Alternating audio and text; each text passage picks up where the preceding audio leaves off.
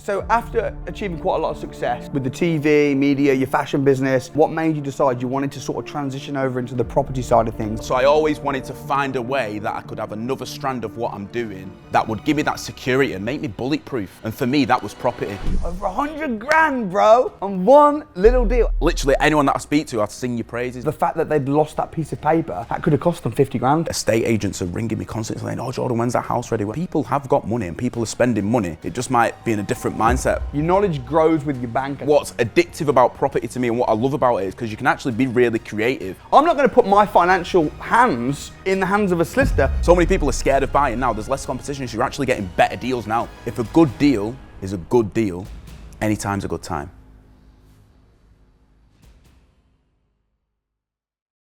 Jordan Hames. Hello. Pleasure, man, to sit down with you and to pick your brain on property and what you've done, because what you've achieved on the property side over the last 2 years has been amazing. Yeah. But also, I've been watching you for years, bro.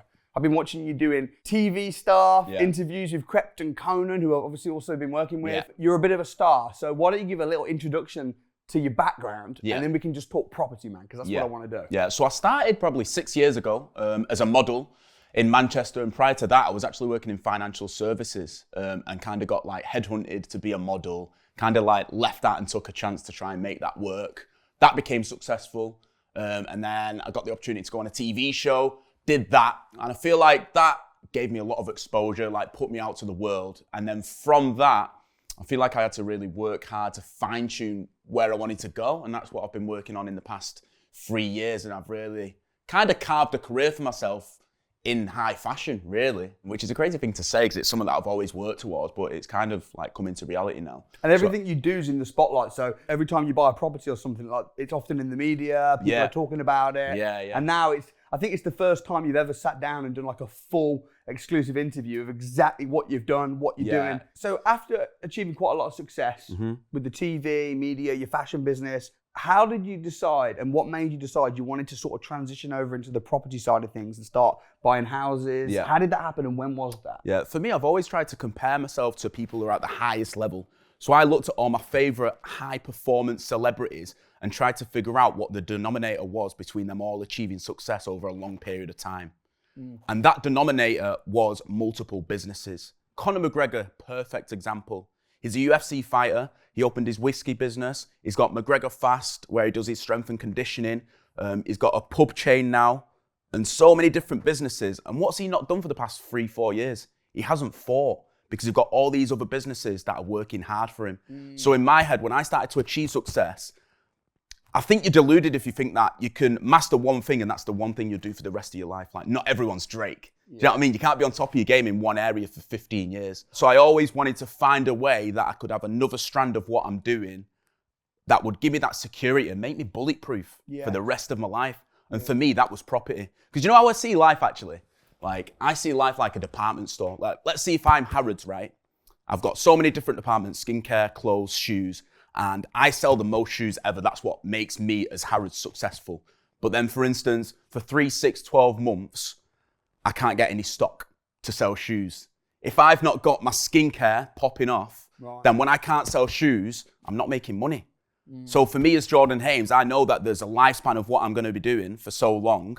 I want to set something up that is going to make me bulletproof in the long term. And I think that takes financial literacy to do it. That makes a lot of sense. And I think, you know, I coach a lot of like footballers and stuff, and I think they're super smart because it's so easy as a young person that's making loads of money, it's getting loads of attention, to just think, oh, this is going to happen forever. But actually saying, you know what, let me think about building something that will last a lifetime. And I think property as well, you can't beat it. No one's going to take it away. It's going to outlive us both. I think for me as well is just surrounding myself with people like yourself, like loads of different people around the world that were so focused on financial literacy and learning things that schools don't teach you, that 3 years ago, I didn't have anything. I didn't have any savings because that's the life I was living. I started to feel guilty for the way that I was living my life and the responsibility that I wasn't putting on myself to educate myself and put myself in environments and situations where I can learn from people that are high performing in whatever they're doing. So when I started to do that, I just really wanted to delve into it and really start to ask questions rather than just wonder, oh, I want to get into property. But so I think that the biggest thought in my head was I need to just start but not be worried about the process in how it will be hard. Do you know what I mean? Does that make sense? 100%. And it's interesting as well because I remember when we had our one-on-one VIP crash course for you. Yeah. Oh, well, mate, we did honestly, that the few moments in my life, what I'll remember, but that's one of them where I got off the phone. I was like, shit, life's going to be different now. Do you know what I mean? Yeah. And I thank you so much for that. That's why, like, I'm literally anyone that I speak to, I'd sing your praises because you took the time out. You didn't even need to do that. And I'll remember that forever, bro, honestly. I appreciate it, man. And you know what, though? Seeing not just your portfolio growth, because that's amazing, but also now, me and you bounce ideas off each other. What do you think of this deal? What do you think of that deal? And you've not just from being me explaining stuff and teaching you and that, but also actually doing it. Like your knowledge grows with your bank. I kind of feel like if you want your bank to grow big, you've got to grow big yourself. You've got to grow your brain, invest in yourself first, and then your portfolio grows. I think I've been doing it 2 years now. I think the one thing that I've learned in the past probably 6 to 8 months is being creative with it. Yeah. Like I've really learned how to be creative in deals and not just see a house that has just got the opportunity to put a bit of value on it and then sell it. Like for instance, I've just bought a property in Manchester, and it's a big corner plot, semi-detached house, and it's got so much land with it. And I noticed that there's a little bit of land next to it. And then I found out that the next door neighbor owns that land.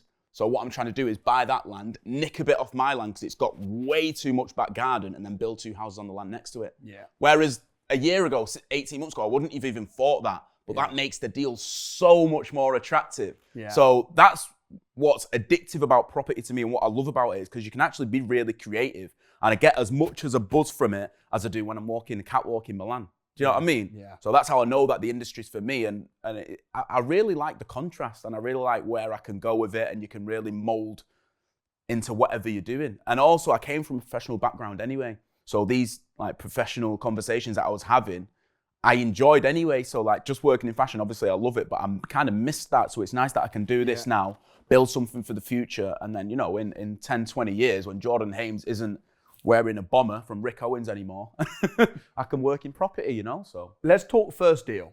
Yeah. Because that made you about over 100 grand profit? Yeah. Over 100 grand, bro. I know. One little deal. And the thing is, that deal, it just looked like a normal house. Yeah. It was run down. Talk me through your first deal. What was the strategy? What were the figures? Give me a bit of a lowdown. So first deal was a semi-detached house in Manchester. Up and coming area, like really easy network to town centre, which already made it attractive for me. So it's perfect for a family who maybe mum and dad worked in town, but kids, you know, wanted a nice area where they could go to school, etc. So I liked the area first and foremost. Yeah. It was a probate, so it got inherited by the kids of the grandma who had passed away. So naturally, it was super, super rundown. I don't think it had been done up for like 30 years or so. What the nice thing about it was is it had a nice big back garden. And also I knew the area was like perfect for families, and I looked on the street as well, and I could see that a few people on the street had done extensions. Maybe it was a side extension above the garage or a back extension. So the price of it just made complete sense once I pinned the price of the one that I bought to what they were in the area. Yeah. So we got it for 180k. And then last minute we managed to get it down to 170k. I remember very well because I negotiated it for 180. Yeah. And then at the last minute you were like, hey, your negotiation skills were good, Samuel, but I got it down another 10. I was like, oh, I'm not going to argue. I was just thinking, I hope it don't fall through. No, hope Jordan's not so pushing it. Yeah. And what was it about that property as well? Because if I remember rightly, I was doing a financial freedom challenge that week, and you know, I was helping Lawton, who lives in Manchester, find a bunch of deals, and then we were trying to sell deals. And I said to him, right, we need to contact some investors. So we were calling investors, selling deals, and at the same time, you were messaging me saying, I'm looking for a deal. You got anything? Yeah. You came down in person. I did. I think we showed you from memory 2 or 3 houses. It was three houses. Three houses. Yeah. And then there and then, within the space of about 2 hours, you decided, that's the one I want. That's the one I'm buying. We shook hands. We got an agreement in place. And I think that's another thing. A lot of people, they're such slow decision makers. Yeah. They'll be like, oh mate. I speak to so many people that tell me, I want a house. Can you get me something? I'll source something for them. And then they'll be like, well, let me speak to my lawyer. Yeah. But if you speak to your lawyer or your financial advisor, they're always going to tell you, oh, it's a bit risky. Yeah, for sure. Sometimes you've got to think, actually, I'm not going to put my financial hands in the hands of a solicitor who's making 60 grand a year. No, for sure. I think for me, like when I walk in one that I know that I want, I make the decision like that and I'm ready to go. I've got, you know, what's been nice as well, and I think is the most important thing what I tell anyone getting into property, build your team, build a solid foundation of a team around you in terms of solicitors, mortgage advisors, building control engineers, builders, electricians, plumbers, everyone that you need, so that when an opportunity does arrive, you can, bam, jump straight on it. And that's what I've done. So I think even from that first deal, when I knew straight away that I wanted it, I took that into every deal that I've done. Yeah. So then when we got in there, obviously we stripped everything back and realized that we pretty much, the only thing we kept about that property was the bricks. Well, we had to rip everything out. I can't lie, bro. I was a bit worried because of how much you were spending. Yeah. You bought the house for 170, which is a banging price. Banging price, yeah. But you were because you're like a fashion designer, I could see what you were spending on it. Yeah. And I was thinking, if he spends too much, yeah, it's worrying. And it doesn't make profit, it's going to make me look crap. Because then Jordan's going to be like, oh, I sourced a deal from Samuel Leeds and I made $3,000 profit. Thanks, mate. Thanks, like, Samuel. So I was worried because you were spending big, bro. Yeah. And you were also, as well, you were very hands-on. Mm-hmm. You were there regularly. You were overseeing the team. You weren't just like, oh, I'm just going to rely on the builders and rely on everybody to sort it. You were hands-on. So you bought it for 170. Mm-hmm. How much did you end up in total? How much did you end up spending to make it look like it did at the end? We spent about 150 on it. Damn. Spent 150 grand on it, which was a full rip out. We put a 3-meter extension on the back, which turned into the kitchen, dining, open plan area. Big bifold on the back, obviously new windows and doors, new roof, new plaster, new floors, kitchen, bathrooms. That was everything, 150k. And the thing is, for me, my strategy with property is like, my strategy so far anyway, when I'm buying houses, when I'm buying properties, I really want to create an environment that is like as high end as it can be. So I'm really hitting that top end of the spectrum. Because I buy in areas in Manchester that are up and coming.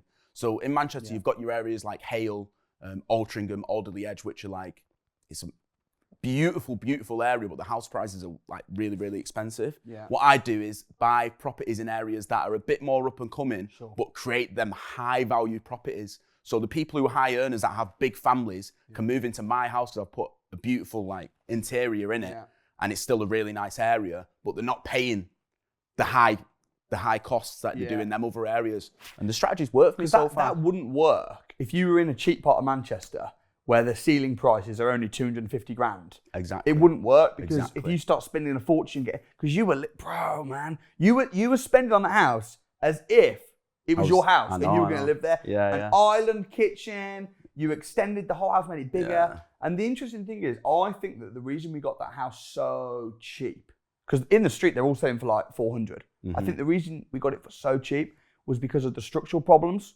because it was like wobbly, bro. Yeah. They said that they'd underpinned it, but they didn't have the certificates or the proof. Yeah. And we used that to our advantage to really negotiate it cheap. And the actual structural aspect of the house, fixing that and underpinning it and stuff, didn't cost that much, did the thing is, it didn't actually need underpinning. So they'd basically underpinned it, lost the paperwork. Yeah. So obviously I said, it's not been underpinned, but then when my builder came in and I bought it, it had been underpinned, they just lost the paperwork. So that shows the fact that they'd lost that piece of paper, that could have cost them 50 grand. Yeah, exactly. So what did you have to do structurally to the house, or was it nothing? Literally just level the floors. And then it was already did you have to get presumably a structural engineer to come out? Yeah, we had a building control and structural engineer to come out and check it every step of the way, but it was already underpinned. Floors had only been leveled in one room.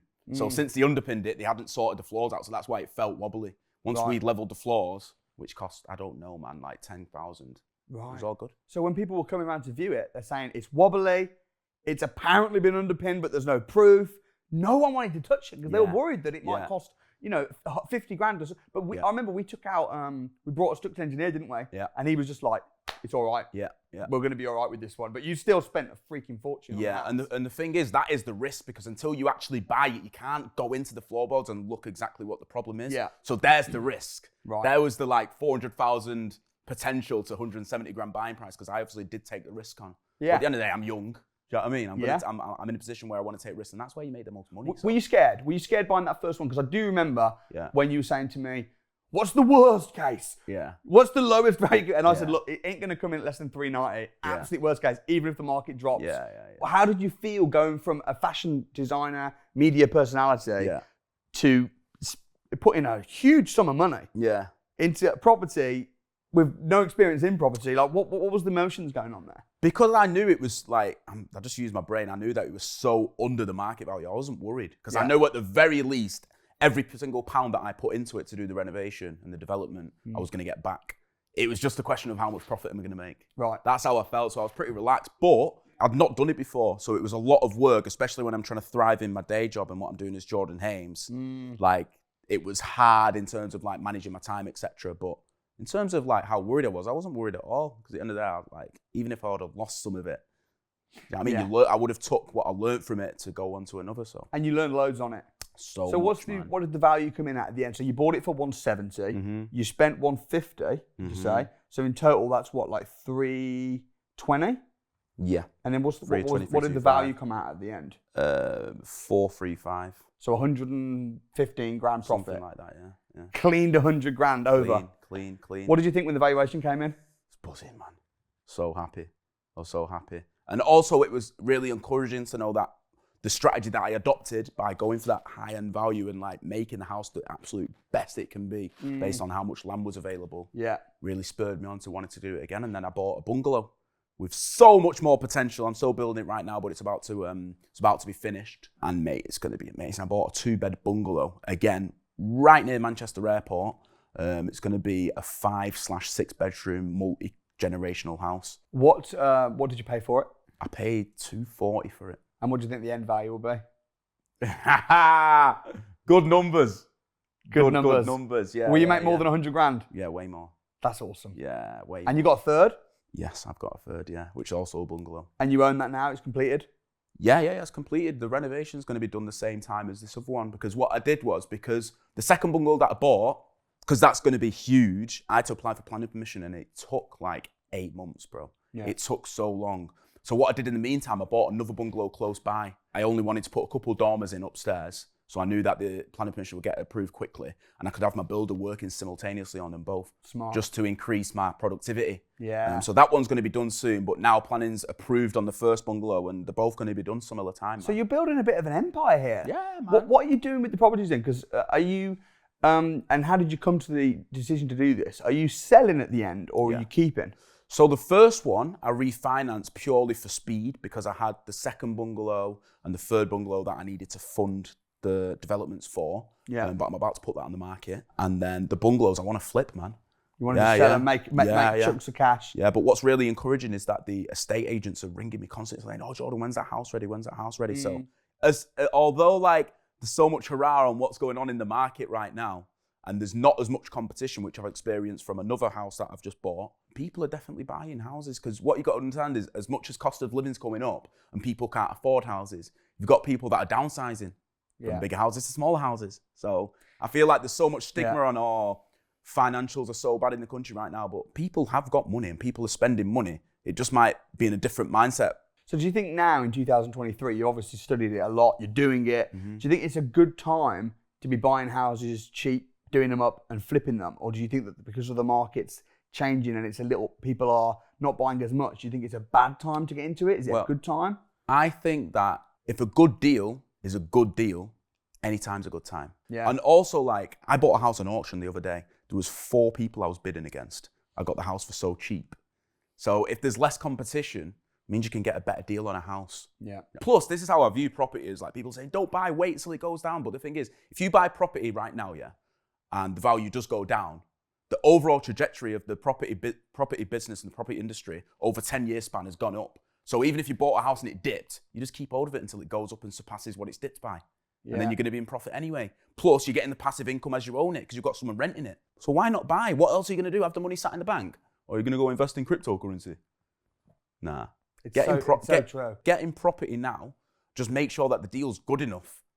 If a good deal's a good deal, then it doesn't matter when you're buying it. Do you know what I'm saying? Yeah. Also, like, because a lot of people are scared now. So many people are scared of buying now. There's less competition. So you're actually getting better deals now. Because everyone's like, oh, well, I'm just going to see if it's going to dip for a couple months. Whenever you call me, I'm always thinking he's either about to buy a house and he just wants to quickly run it past me or have some blind spots looked at, or he's just bought a house and he wants to confirm he made the right decision.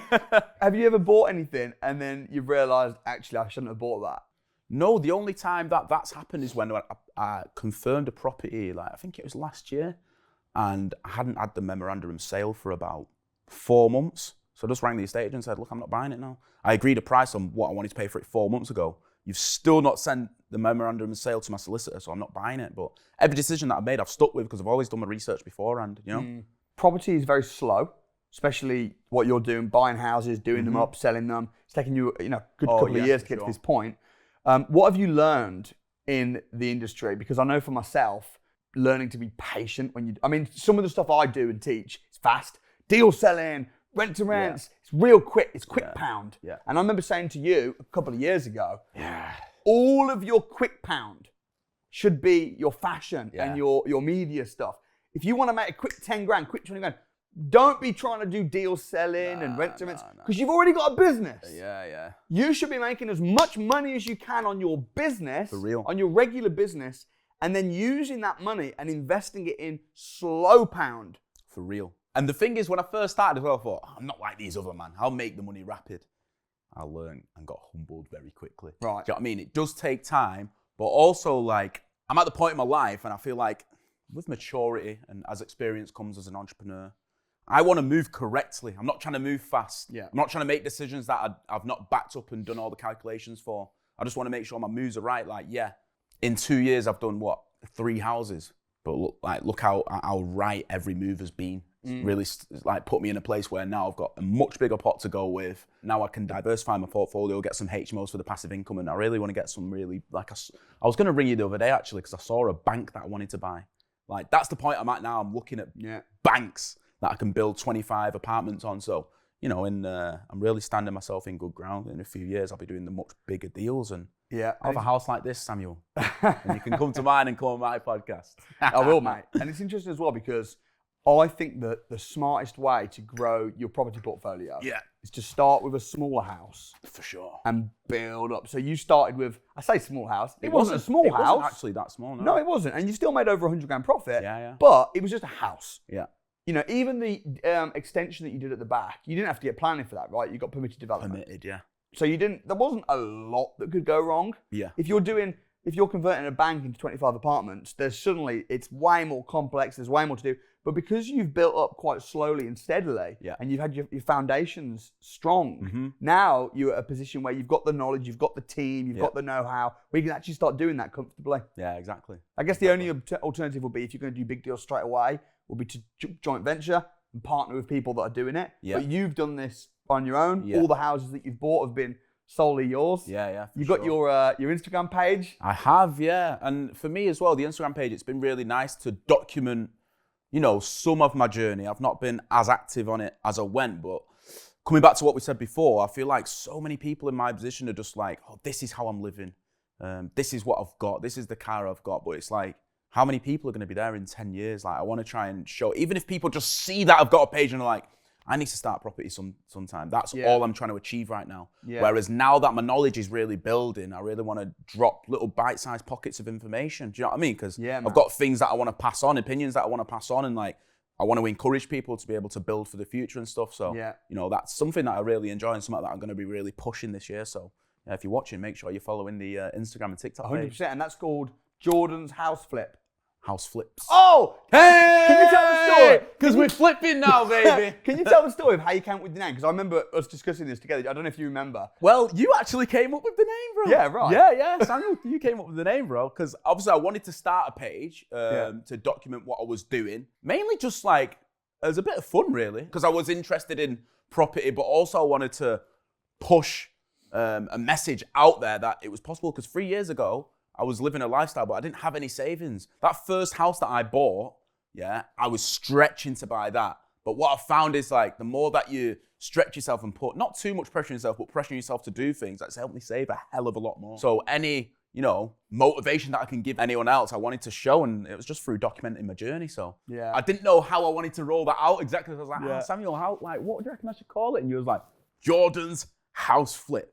Yeah. It's got a ring to it, And I said as well, I remember, if you put House Flip, you can put an S at the end. Yeah. In a year or two. And you know what? When I put that S on the end, that day was sweet, You know what I mean? It goes from Jordan's House Flip, where you're documenting the flip, to Jordan's house flips? Yeah, Because I'm yeah. flipping loads. And the thing is, I'm always like 3 steps ahead. Like I'm busy for the next 2 years. My property company's got work for the next 2 years now. Yeah. Do you know what I'm saying? I already know where my company's going to be. I already knew that it was going to turn into house flips before house flips. So I think with property as well, coming back to what you said before about patience, you got to think long term. Things happen slow. Yeah, it takes months just to complete. Like you were saying, you're waiting 4 months just to get the memorandum of sale. I mean, typically you're talking 3 months at least to buy a house. Yeah. Then you've got the refurb, which can take 6 months, even more if you've got to get planning. Planning takes forever. Planning, mate.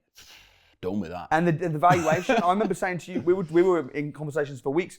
When's this I kept messaging you. Has the valuation come in yet on that first flip? And you're like, not yet, it's coming. It takes ages. No, it does take ages. And in terms of cash flow, that can prove quite difficult. You have to really plan in advance. Do you know what I mean? Because you've got properties finishing that are running over because of X, Y, and Z. You've got valuations that you're waiting for. So, it's really important to have that cushion of money there for you when a rainy day comes. Because in property, that rainy day always comes. And you can very much go from a powerful position to a weak position if you've not got that money set aside for a rainy day and for when things take a bit longer than expected. Yeah. So I think if there's one thing that I want to teach everyone, it's like, don't overstretch yourself and make sure that you've backed yourself up for when something does take a little bit longer than expected. That's what I've learned. It's interesting. People sometimes come to me and they've got like £1 million and they're like, I've got £1 million, how do I invest it? And I'll say, well, why don't you start by investing 200 grand? Yeah. Because if you invest the whole million, you're going to be stressed and you're going to be every day like, oh, what's going on? Whereas if you invest 100 grand, a couple 100 grand, or a smaller amount, but then I guess the flip side to that is bored money disappears. And if you've got money in your account just sat there, you're going to end up spending it on dumb stuff. Whereas if you do stretch yourself like you did to buy a good property investment, to do a flip, then even though you can't touch that money, it's growing, it's going to come back tenfold. Just keep like 10% for a rainy day and 5% so that you can live your everyday life. What's your message then? Because you're quite keen, which I think is a great thing, because sometimes people are quite private about their investments. There's a lot of people that I'm even coaching that are very private. They've done a few deals, but they don't want to talk about it. You're kind of the opposite. You've got your Instagram page, you're setting up your own podcast, you're here sat with me. Yeah, man. Like, why do you do that? Why do you put yourself out there open for criticism? What's the message you want to portray? I just want to show people that like you can do it and there's a way.